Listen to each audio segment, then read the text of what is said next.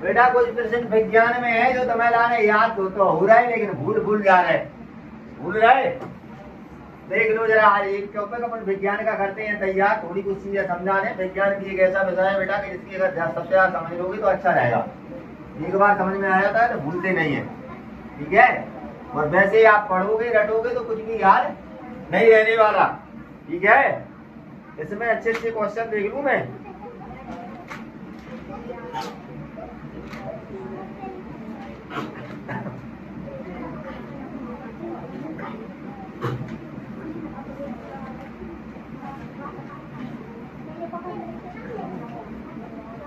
देखो एक प्रश्न लिखा हुआ है, तनु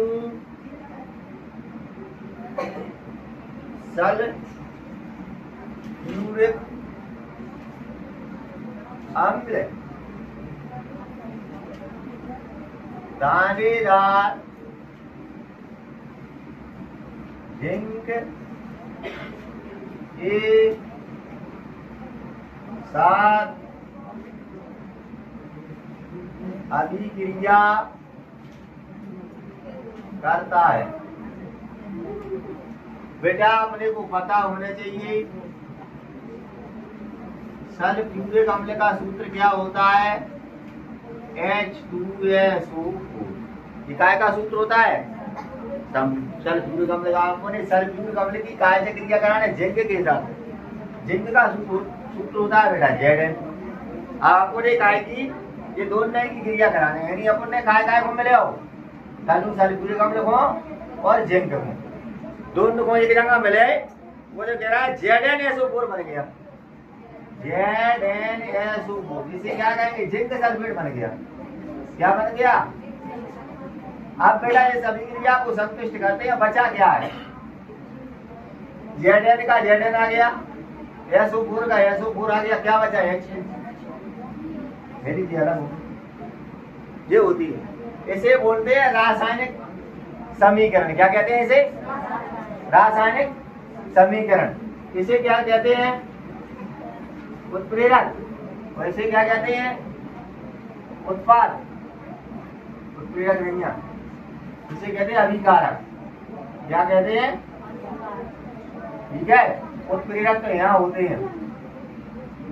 उत्प्रेरक हमेशा अभिक्रिया में भाग नहीं लेते। क्या काम होता है उनका? केवल अभिक्रिया की दर को कम करना या बढ़ा देना होता है। जैसे अपन ने कुछ भी मान लो, जैसे अपन ने क्या किया, शक्कर C6H12O6 में क्या बनाया, H2 मिलाया, H2O मिलाया। अब बनाना क्या है, चाशनी बनाने अभी। चाशनी बनाने थी तो वो जल्दी तो नहीं बनी, धरी रही है शक्कर। अपन ने गर्म कर दो, मान लो 100 डिग्री पर गर्म किया, झट से कब लगाओ C6H12। या तो वही को वही केवल पानी भर मिल जाता है इसमें की, समझ में आ रही? इसमें क्या हो जाता है, फिर पानी और मिक्स हो गया तो चाशनी बन जाती है। गर्म किया तो जल्दी होगी। गर्म करना क्या हो जाएगा, उत्प्रेरक का काम कर रहा है। क्या ये गर्म जहाँ में मिलेगा, गर्म नहीं मिलू करो, मतलब हाल फिलहाल अगर आपने चाशनी बनाई है तो आपको गर्म लगेगी, लेकिन बाद में क्या हो जाएगा, जब उसे ठंडा कर देंगे तो वो चाशनी नहीं रहेगी ना, केवल काय की मात्रा में लगेगी, पानी की। और डायरेक्टली आप जल में अगर शक्कर को डाल दोगे ज्यादा मात्रा में तो घुलेगी नहीं। तो ये उत्प्रेरक क्या करते हैं, केवल अभिक्रिया की दर को घटा या बढ़ा देते हैं। उत्पाद किसे कहते, अभिकारक किसे कहते हैं, जो अभिक्रिया में भाग ले रहा है और जो बन रहा है उसके लिए उत्पाद कहते हैं। इतना क्लियर हो गया? जितना क्लियर हो रहा है बेटा, नहीं हो रहा? कुछ भी ले लो, मान लो CO2 था, कार्बन डाइऑक्साइड का सूत्र। CO2 में हमने क्या मिलाया, जल मिलाया, कार्बन डाइऑक्साइड में जल मिलाया। अब ये कह रहा है कार्बन डाइऑक्साइड में जल बनाओगे तो क्या बन जाएगा, H2CO3 बन गया। क्या बन गया? अब आप यहाँ से चेक कर लो, वो को एक जो है तो दो जो है, 3 आ गए, C को एक है या तो एक आ गया, H के दो अधिक दो आ गए, कुछ बचा कुछ नहीं बचा। समझ में आ रही बात? तो अभिक्रिया को समझ, जितना लोगे उतना ही आएगा, जितना आपने अभिकारक में लिया उतना उत्पाद में मिलेगा, घट बढ़ नहीं सकता। जो लिया है वही मिलेगा, अंतर इतना अलग अलग हो सकता है, मिल सकता है, लेकिन रहेगा उतना ही। मान लो 10 किलो लिया है तो 10 किलो मिले, 9, 9.7, 8.4, 3, कुछ नहीं होगा, 1 पॉइंट भी कम नहीं हो सकता। कितनी चीज क्लियर? अब आते हैं, चलो आगे की ओर। आगे क्या लिखा है, आगे इसमें देखो क्वेश्चन तुम्हारे लिए भाषा वाले थोड़ी दिक्कत करते हैं। प्रश्न लिखा हुआ है उदासीनीकरण अभिक्रिया क्या है? क्या लगा हुआ है? उदासीनीकरण अभिक्रिया क्या है? उदासीनीकरण को समझ लो आप। उदासीनीकरण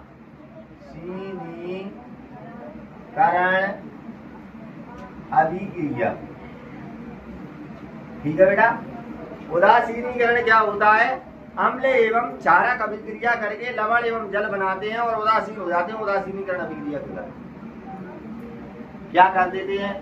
अम्ल जानते हो और क्षार भी जानते हो। बताओ अम्ल क्या होते हैं और क्षार क्या होते हैं? खट्टे तो होते हैं और क्षार स्वाद में कैसे होते हैं? कड़वे होते हैं। तो बस क्या करना है, अम्ल और क्षार को मिला दिया, आप कोई स्वाद ही ना बचे, उदासीन ही हो गया। ठीक है, अम्लीय है कोई क्षारीय है, चीज को अगर दोनों को मिक्स कर दिया उसकी अम्लीय और क्षारीयता को समाप्त कर दिया, ऐसा है, उदासीन हो गया, मतलब कुछ भी नहीं मिला उसमें। ठीक है, कोई स्वाद ही नहीं है। जल कैसा होता है? जल कैसा होता है? देखो जल एक द्रव है, रंगहीन होता है, गंधहीन होता है और स्वादहीन होता है। ध्यान रखना, ना तो जल का स्वाद होता है, ना रंग होता है, ना गंध होती है।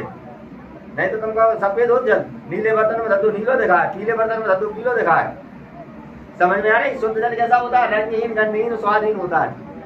ठीक है, रंगहीन, गंधहीन, स्वादहीन होता है। तो अभी आप क्या समझ रहे थे? उदासीनी अभिक्रिया। तो उदासीनीकरण क्या कहलाता है? अम्ल एवं क्षारक अभिक्रिया करके लवण एवं जल बनाते हैं। क्या बनाते हैं? लवण और जल बनाते हैं, इसको कहते हैं उदासीन हो जाते हैं। तो इसे उदासीनीकरण अभिक्रिया कहते हैं। देखो आपके लिए समीकरण लिखा हुआ है NaOH प्लस काय के साथ HCl। हाइड्रोक्लोरिक अम्ल का सूत्र है ये काय का है? सोडियम हाइड्रोक्साइड का। काय का है? सोडियम हाइड्रोक्साइड का। इन दोनों को मिलाते हैं बेटा तो क्या बन जाता है? NaCl। NaCl बन जाता है। और आप इसको संतुलित कर लो, फिर इतना लिखने के बाद अपन संतुलित कर सकते हैं। NaOH लिया और हाइड्रोक्लोरिक अम्ल लिया, नमक बन गया। काय का सूत्र है? नमक। नमक को कहते हैं सोडियम क्लोराइड। क्या कहते हैं? नमक का सूत्र है बेटा। काय का सूत्र है? नमक का। नमक बन गया। और इसको संतुलित करेंगे तो Na का तो Na आ गया और Cl का Cl आ गया। क्या बचा? OH और H। यानी कि H की बची 2 और तो जल अलग हो जाता है और नमक अलग हो जाता है। इन दोनों को मिलाएंगे तो क्या बन जाता है? नमक बन जाता है और जल अलग हो जाता है। क्लियर है? उदासीनीकरण हो गया। उदासीनीकरण हो गया, दोनों को मिला दिया, अब क्या बन गया? नमक बन गया और जल यानी लवण अलग कर दी। ऐसी क्रिया को क्या कहते हैं? उदासीनीकरण, मतलब अलग अलग कर देना। ठीक है, आगे लिखा हुआ है आपका धोने का सोडा एवं बेकिंग सोडा। चीज समझ लो, धोने का सोडा और बेकिंग सोडा।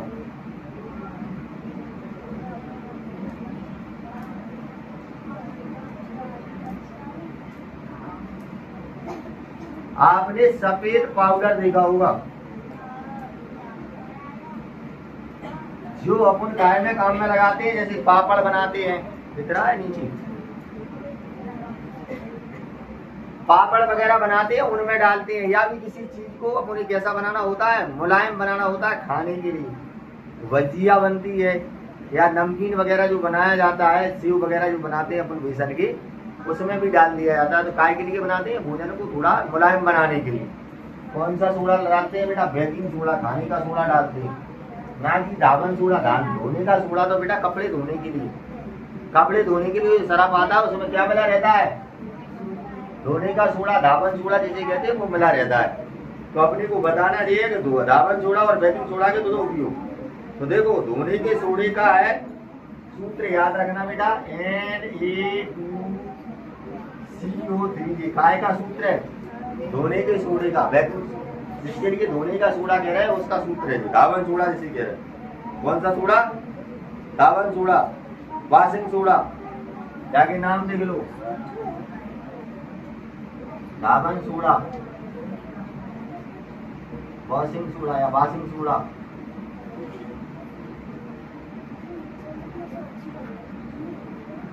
और धोने का सोडा।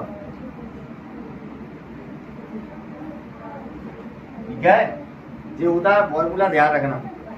देखो वही लिखा है, कपड़े धोने का सोडा उपयोग कांच, साबुन तथा कागज उद्योग में किया जाता है। घरों में साफ सफाई धोने के लिए उपयोग किया जाता है, मतलब कपड़े धोने के लिए या घरों की साफ सफाई के लिए कांच वगैरह, कागज वगैरह इनके उपयोग में कौन सा सोडा आता है? और इसका सूत्र आपको याद रखना है। अब आता है अपना बेकिंग सोडा। बेकिंग सोडा मैंने बताया खाने वाला, कौन सा सोडा? खाने वाला, भोजन में मिलाया जाता है। बेकिंग सोडे का Na2CO3